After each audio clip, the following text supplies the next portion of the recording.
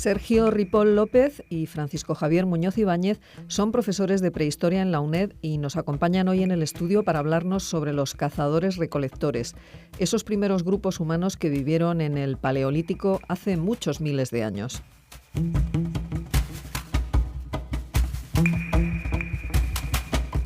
Sergio, Paco, muy buenos días y bienvenidos a Sin Distancias. Hola, buenos días a todos. Buenos días, buenos días. Bueno, para hablar de cazadores-recolectores, yo creo que lo primero sería establecer qué es lo que entendemos por cazador-recolector. Pues yo empezaría explicando que además el término de cazadores-recolectores habría que ampliarlo un poco más y habría que añadir cazadores, recolectores, pescadores y oportunistas, porque a pesar de que nuestros antepasados en algún momento cazaban animales grandes, ahí están las pruebas en los yacimientos arqueológicos, pero sin duda cazar un mamut no era una cosa fácil. Por lo tanto, si se lo encontraban muerto, naturalmente lo carroñeaban.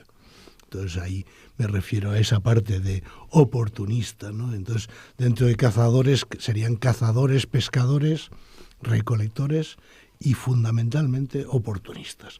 Porque cazar un animal realmente es un animal grande, un caballo, un ciervo, no es fácil. No era una cosa que ocurriese todos los días, ¿no? Además, últimamente hay una tendencia en nuestra disciplina, en la prehistoria, en la que se hace mucho hincapié en la aportación de mujeres y niños al sustento del grupo, que debía de ser del orden de casi el 90%, o sea, vegetales, lagartos, caracoles, ratones, liebres, pájaros, etc. Esto era el mayor componente alimentario del grupo frente a que en un momento dado pues tuvieran una cabra o un ciervo y pudieran alimentarse durante bastante tiempo de ese animal, ¿no? Pero diariamente el mantenimiento estaba a cargo de mujeres, niños y jóvenes que no hubieran pasado los ritos todavía o algo así. Bueno, hablemos ahora de cronología. ¿Hasta cuándo ha sido el hombre cazador-recolector? Bueno, pues en la actualidad sigue habiendo grupos de cazadores-recolectores, aunque cada vez son menos numerosos, ¿no? Pero pues podemos pensar en algunas tribus del Amazonas, en menor medida, porque ya cada vez son menos grupos de los cazadores San del Kalahari o de los Kung, en donde, bueno, pues poco a poco se van incorporando a lo que sería lo que entendemos por sociedad occidental o una sociedad productora, pero nosotros en la actualidad pues también seguimos cazando, seguimos recolectando nueces, moras, pescando, etcétera. Hay una imagen que salió hace ayer o anteayer en televisión de Venezuela, donde había gente que van con una bolsa, que salen a buscar un determinado producto y vuelven con otro. Es las imágenes de la época estalinista de Rusia, donde en un rincón se vendían patatas y ese día se compraban patatas. Eso es una forma de recolección y de oportunismo también. Las bolsas, por ejemplo, o los bolsos que llevan actualmente las mujeres, pues derivarían de eso. Estos grupos pues saldrían al campo con algún recipiente para ir metiendo todos aquellos elementos que no son caza que encontraran. Que fueran susceptibles de ser alimento, ¿no? Las señoras hoy en día siguen llevando el bolso lleno de cosas y que a su vez llenan de más cosas. Bueno, pero fundamentalmente nos circunscribimos a la etapa paleolítica. Yo, de todas formas, lo que os quería preguntar es si estas tribus actuales que viven también como cazadores-recolectores, de su comportamiento, ¿podemos extrapolar el comportamiento de los hombres del Paleolítico? El problema de las sociedades del Paleolítico es que son sociedades ágrafas, y entonces pues no tenemos ningún documento escrito. En líneas generales se podría extrapolar, aunque con muchos matices, cuál podría ser la organización social, las bases económicas, pero realmente los cazadores-recolectores que quedan en la actualidad son producto de una especialización que ha durado muchos milenios, mucho más que con los grupos de cazadores-recolectores del Paleolítico Superior, que son los que más conocemos. ¿Qué tipo de sociedad formaban?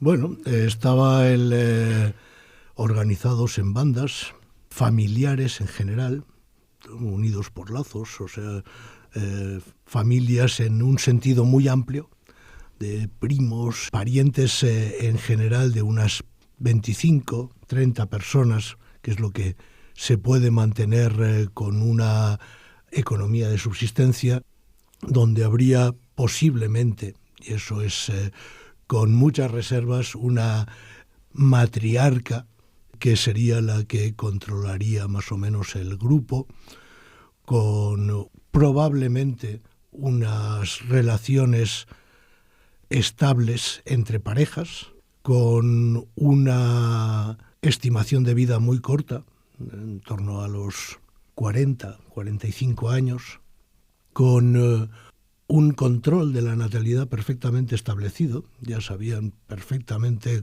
controlar los embarazos y los partos. Además, bueno, también la natalidad dependería mucho de épocas de escasez o de abundancia, y en ese caso también otra de las opciones que se han barajado es el distanciamiento de embarazos, o incluso en algunos momentos llegar al gerontocidio o al infanticidio, y también, bueno, pues este distanciamiento de embarazos posiblemente estaría relacionado con la existencia de algunos tabús en determinadas épocas.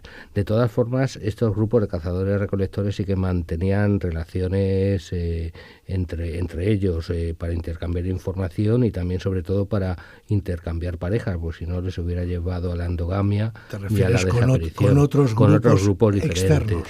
Antes, Sergio ha señalado que, por ejemplo, en las tareas de recogida de alimentos participaban sobre todo las mujeres y los niños. ¿Había reparto de papeles en otras cuestiones? Hay una tendencia en la prehistoria que es lo que se llama la arqueología de género, donde realmente hay una mayor presencia de la mujer en la vida cotidiana. Yo no la descarto. Evidentemente es muy probable que tuvieran un papel muy importante en la vida diaria del grupo y que hubiera ese reparto de tareas, que bueno, pues los hombres eran cazadores, talladores, que se encargaban de tareas, digamos, más rudas, más difíciles, el transportar la madera, aunque en ella participaban también los jóvenes que llevaban pues piñas o material inflamable.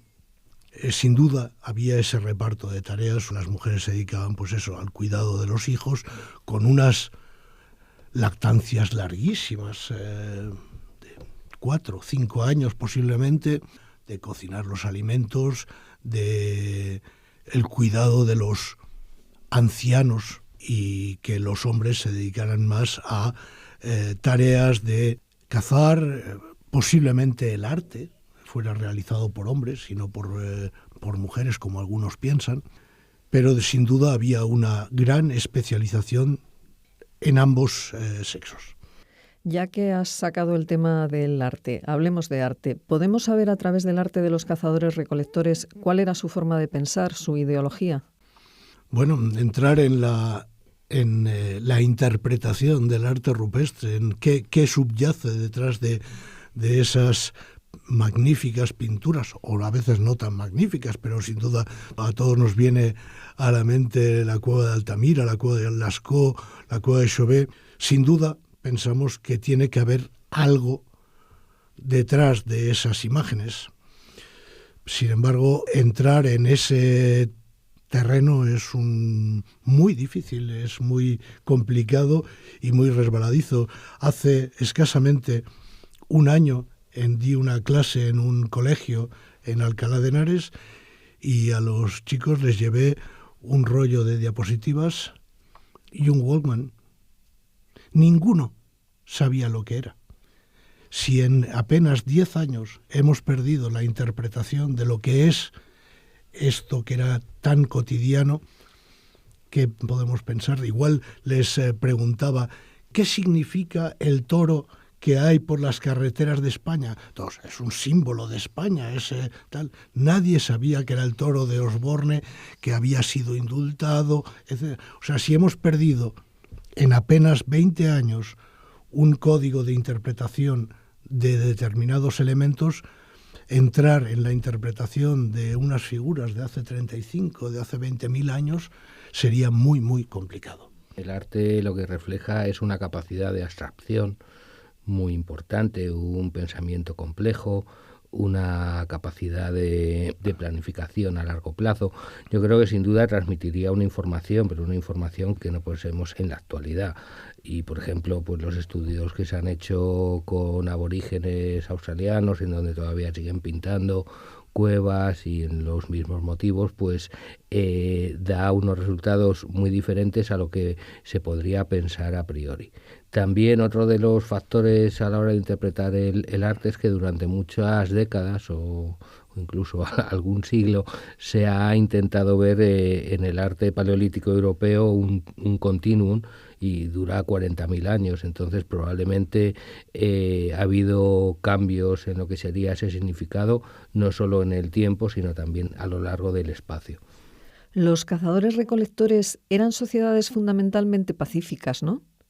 En principio sí, o sea, los primeros elementos que vemos en el registro arqueológico de cuerpos o de enterramientos donde haya muertes violentas, que tengan, por ejemplo, proyectiles clavados, etcétera, serían ya a partir del epipaleolítico, del mesolítico, cuando ya empieza un cierto grado de sedentarización. El último artículo, por ejemplo, publicado en Nature, nos estaría hablando del final del Pleistoceno, inicios del Holoceno, pero posiblemente por un hecho muy puntual de ausencia de recursos en un momento determinado. Claro, y eso provocó un conflicto, ¿no?